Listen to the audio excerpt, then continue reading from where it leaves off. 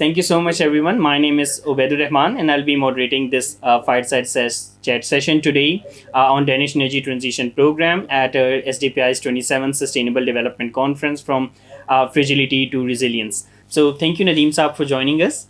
Nadeem Saab is currently working as a special advisor at Danish Energy Agency. He has over 20 years of experience working around the energy transition programs, and prior to Danish Energy Agency, he has also served in Danish ministries as well. So, yeah, with this, we'll be going towards a formal discussion. Thank you so much, Obed Saab, for the invitation. It's really appreciated. We've been working in Pakistan in the energy sector since the mid 2021. So we've been there for a few years now. Primarily, we are working on a government to government collaboration. So our partnership is with the Ministry of Energy Power Division in Pakistan. And we are also engaging with all the relevant Pakistani energy authorities. So the main purpose of this Danish energy transition initiative is to deliver technical advice to the government of Pakistan and also the related ministries and energy authorities. And we are primarily working on three topics. One being long-term energy planning, especially related to the power sector. Secondly, integration of renewable energy into the grid, primarily wind and solar. And then thirdly, energy efficiency, especially for the industrial sector. So we are working on these three main issues and topics, and primarily, as mentioned, providing technical advice, but also delivering capacity development to our colleagues in Pakistan. Oh, thank you. Thank you so much for the brief session. So, Nadeem Saab, again, if talking about, thank you so much for, I think we previously also had a very detailed session around what the Danish Energy Transition Program is and how it is also sort of supporting the government of Pakistan in some of the modeling activities as well. So, perhaps firstly, talking about the renewable energy sector, one of the very key challenges which Pakistan face in its renewable energy sector is that although it does have some very strong policy goals, I mean, we're sort of targeting generating 30% of renewable energy by 2030 using just wind and solar, and going beyond that, as per the recent indicative generation capacity expansion plan, it's even beyond 60% if we include hydro as well. But despite that, the progress within Pakistan is a bit lagging. But again, when we actually look at, because again the system, there's the fossil fuel industry is very strong, there's even the fossil fuel industry has been subsidized in Pakistan as well. But when we actually look at the case of Pakistan, the case of Denmark, then the renewable energy industry is, particularly the offshore wind sector, is really really strong. It's actually one of the very good case studies which Denmark has actually established. In Pakistan, the wind power projects, they do face a lot of issues such as wind curtailment issues are there, the policy inconsistencies are there. So, I mean, in your experience working within the Danish Energy Agency, if you can sort of highlight what have been some of the success or enabling factors for the Denmark that enabled the whole renewable energy transition, and if you have any key messages for a country like Pakistan that is sort of suffering or making it very difficult or challenging to make this whole transformative journey. Thank you so much for the question, Obed. I think one of the most important things in a Danish context is to have the long-term vision. And as always, the vision has to come from politicians and the policymakers.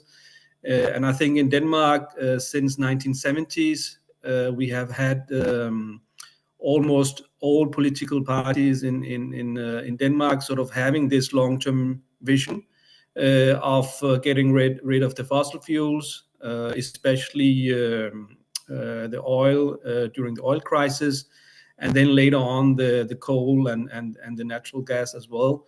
And there has been a very sort of stable political framework in Denmark. So all political parties has agreed that this is the way we want to go. So there has been a lot of stability around the sort of the policy making. And it started back in the 1970s, and still we have a long-term vision until 2050, where we're actually going for climate neutrality. And also the renewable energy goals are really ambitious. We aim to have 55% renewable energy in 2030. And also the electricity in the grid will be 100% renewable also in 2030. So I think one of the big achievements from a small country like Denmark is there has been a lot of stability from the political side on this long-term vision.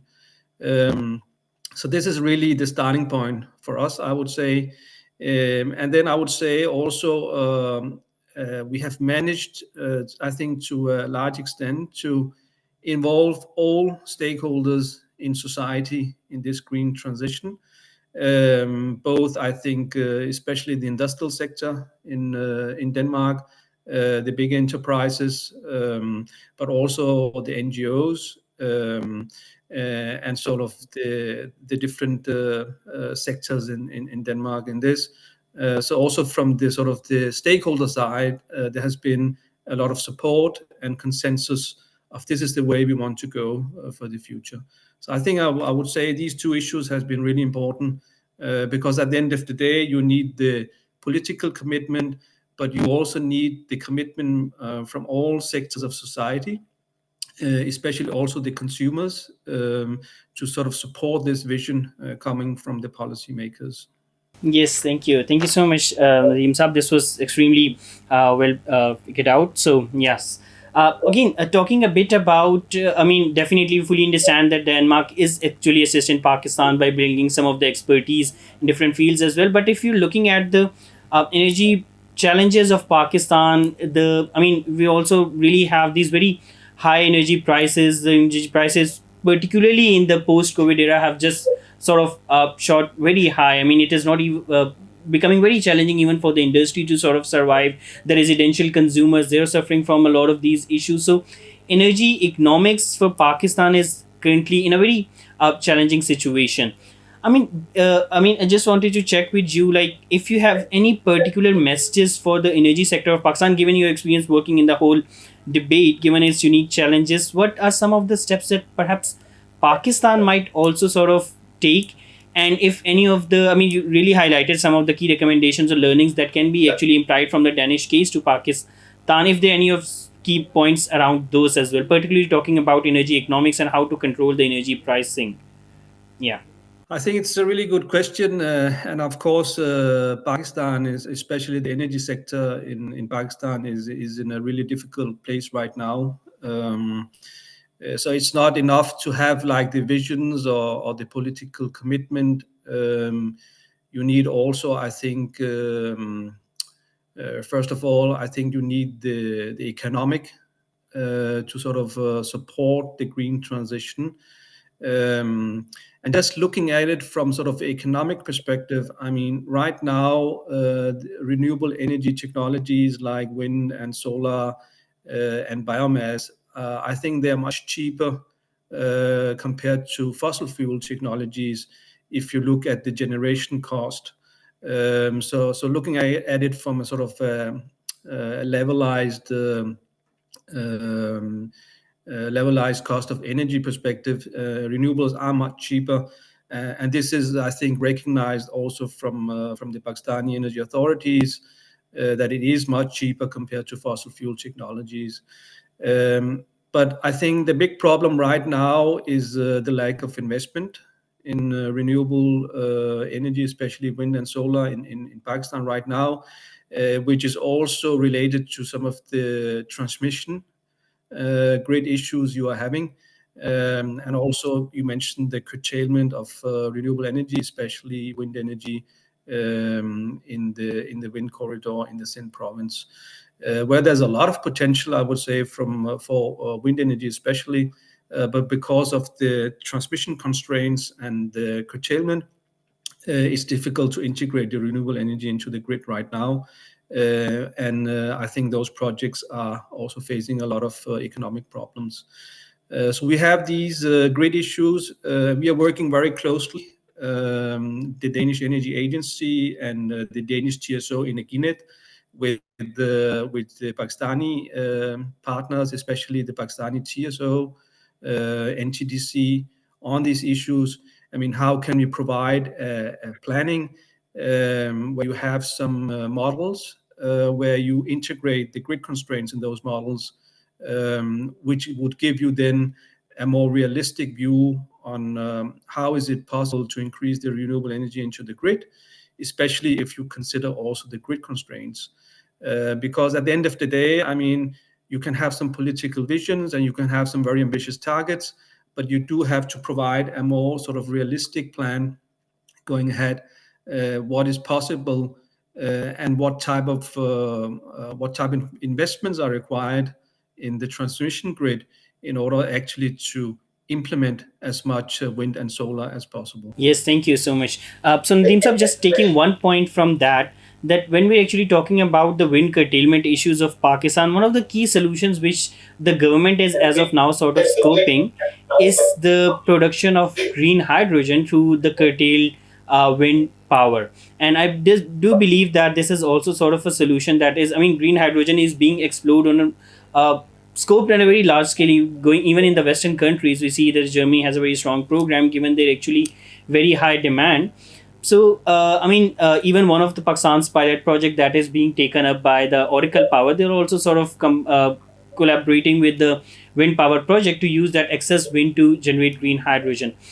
I mean, again, if you have any brief comments or any remarks on such initiatives, because we fully understand that green hydrogen in the short to medium term is not going to be really economically feasible given its very high cost of production.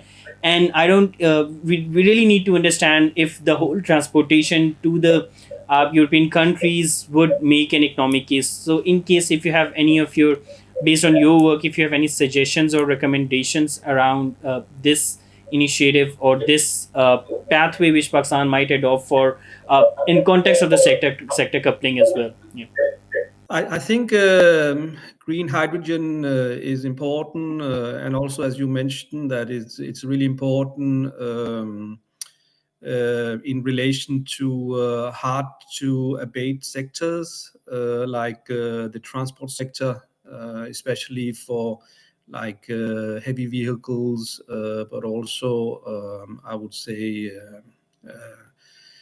Marine sort of vessels, etc. But as you mentioned, it is a future technology. We are working a lot on sort of the technological development and demonstrating the technologies in Denmark and European countries. I believe we call it Power to X technologies. So hydrogen is, and green hydrogen is of course important. But I think it requires that you have a lot of excess renewable energy in your grid, because otherwise it doesn't become green. I mean, if you just produce hydrogen based on fossil fuels, then it's not green, obviously. So I think for Pakistan, on a short-term sort of planning perspective, I think it's important to use the resources already available. And you have a huge potential for wind energy, especially in the Sindh province and also in the Balochistan province. I think you have a huge potential of solar energy in the whole country. And I know a lot of there has been a lot of increase on in the solar sort of energy in Pakistan, both on industrial sector level but also on consumer level. And you also have a lot of biomass resources. So even though hydrogen is important in the future, I think Pakistan has a lot of natural resources already now, which can be used to sort of develop the renewable energy sector. And then, of course, for the future, if you think very long term, up to 2050 or even 60, then I think hydrogen and green hydrogen will become important. But of course, it requires that the levelized cost of energy for the production, the hydrogen production, is reduced, obviously, because right now there are a lot of losses. So you need to improve the losses reduction, and also improve the efficiency on how you produce these green hydrogen. Yes, thank you. Thank you so much, sir, for this very comprehensive response. And this, again, makes very good sense. So, I mean, just taking lead from one of the points and connecting to the second segment or the point of focus, that would be a bit about the any of the green financing mechanism and carbon markets. Finance is one of the very critical elements that you also sort of talked about. Pakistan does need financing. It needs alternate financing streams. It needs concessional financing schemes, because energy transition, when we talk about, is definitely has a cost. And for Pakistan, I mean, the fiscal space, we all fully understand, especially in the post COVID scenario, given the whole inflation, the fiscal space is really limited. So the country is actively exploring different alternate financing streams, perhaps using a carrot or a stick approach. We're very actively exploring the potential of carbon markets and how carbon trading can actually use that. And let me also sort of explain everyone that Sustainable Development Policy Institute is again doing a very comprehensive program on the unlocking the potential of carbon markets in Pakistan, and through the support of Embassy of Denmark in Islamabad. And I think in the first phase, that was in the last year, we actually conducted some extensive research around the theme. We actually did the capacity building workshops of roughly around like 600 participants in person, the same number even online as well. So through this program, SDPI also sort of has made its capacity, and it was also part of the government's advisory committees that have been reviewing the Pakistan's official guidelines for trading in the carbon markets. Even one of SDPI's faculty has also been a part of. Dr. Abid is also authoring one of the Pakistan's carbon policy as well, which is supposed to be out by the end of this year. And before this year, it will also be sort of launched and discussed at COP29 as well. So even in this year, we're sort of planning to continue with the this initiative around the carbon markets, and having these capacity building workshops with different industries, different chambers of commerce in Pakistan. And even going beyond that, this year we also sort of plan to increase its magnitude to the point that we'll also be working with some of the companies and help them develop the projects that can then be traded in the carbon market. So that's actually really appreciate all the efforts of the Denmark around this theme in Pakistan as well. So, sir, talking a bit about, perhaps also touching a bit about the carbon markets, Denmark is again one of the very leading the countries, definitely with its carbon taxation coming very at very early stages. There's we fully understand that European Union carbon border adjustment mechanism is also sort of coming up, where a lot of the export oriented sector, because Pakistan's export oriented sectors, we talk about it, that textile is actually one of those industries that's in a bit of a time, that's again gonna come in the whole context. And then, because a lot of exports of Pakistan are going to the European Union, the industry actually needs to sort of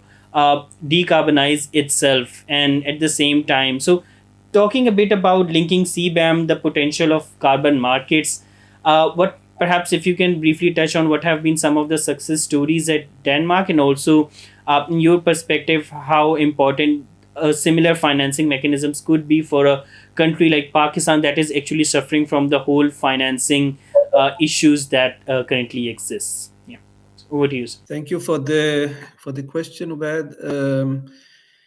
Of course, I mean, I think a country like Denmark has been a part of the emission trading system coming from EU for many years. So, of course, we have reduced a lot of CO2 emissions because of this European CO2 emission trading scheme. Um, and I think the most important thing is, of course, to put a price on CO2 emissions. And this is actually what I think the European emission trading system is about. And then, of course, follow up on reduction targets for industries, and also for the power plants, in order to make sure that that the industrial sector and the energy sector, they reduce their carbon emissions by having also an appropriate cost on the CO2 emission, of course. I think this has been a long journey for Europe and also Denmark. It takes a lot of time, of course, to develop carbon markets. And I think Pakistan has just started that journey. It's important And I also know that UNEP is working on this in Pakistan to support the government of Pakistan to develop these carbon markets. Um, in my view, I think the CBAM, the Carbon Border Adjustment Mechanism, and the regulation coming from EU, I think that is really a big driver for a country like Pakistan. And also, you mentioned the very energy-intensive sectors in Pakistan. These could be textile, steel, cement, etc. I think this CBAM will be a very important driver because in the future, if the industries in Pakistan would like to export their goods to Europe, then they will have to become green. They will have to reduce their CO2 emissions. And I think, in my view, from my missions to Pakistan, I think the industries are already doing a lot. I mean, they are going for PV systems on a large scale for their sort of industrial sector. They are also investing in biomass, etc. So they are already doing a lot in order to accommodate the CBAM regulation. They are also focusing a lot on sort of energy efficiency, improving the energy efficiency in their production, and also reducing their CO2 emissions. And I think it's really important. And in the Danish Energy Transition Initiative program, we are also working on energy efficiency for the industrial sector, where we are trying to promote especially stick and carrot models. I mean, how could we develop some incentive schemes for the industrial sector to push the green agenda, and especially through like energy efficiency, replacing old equipment with new, more energy efficient equipment, like motors, fans, boilers, compressors, etc. But also, I mean, what kind of incentive could the government provide in terms of technical advice on introducing energy management, ISO 50001 certification, but also electrification, I would say, for the industrial sector in Pakistan. So I think I would rely a lot on the CBAM coming in, transforming also the industrial sector in Pakistan. Yes, thank you so much, Nadeem Saab, and also a lot of the participants that we do have at Sustainability Investment Expo. They're sort of showcasing how their efforts around better circularity, how their efforts around the integration of renewable energy within their systems is again making an impact, and a lot of key sort of low carbon development initiatives, whether it is on the adaptation side or the mitigation side, are being showcased at a Sustainability Investment Expo. So, again, perhaps just a couple of messages from your end to the sort of industries on how to go about their transition towards low carbon development, which you believe to be one of some of the key levers of the whole decarbonization, whether either we're talking about perhaps, I mean, we don't really think of, or perhaps we don't really, in the context of Pakistan, we actually haven't scoped up carbon capture and utilization and storage because it doesn't look like a technology that's going to be cost effective very shortly. But other than that, the circularity, the renewable energy transition, these corporate power purchase agreements, the power wheeling reforms for the renewable energy transition appeal to be very effective for the industry if it is to decarbonize its grid. So once again, in your perspective, if you have any key levers that could play a very enabling role for these industries or these perhaps even startups as they go about their sustainability journey, especially when 2030 is just around the corner and many of those have goals for this as well. I think what we see now in Pakistan may be that many of the industries, they are going off grid, and from the energy planning perspective, that is not a good thing, I would say. I think the industries, they have to support the green transition, and the government has to create, I think, a transmission grid which is green, of course, but also stable. and also a grid that can improve the sort of the energy security, or the supply of energy security. I think coming from a country like Denmark, it's really important that the transmission grid in Pakistan can deliver that stability for industries, in order that they don't go like off grid. Um, so I think that's one key challenge, coming from the grid perspective.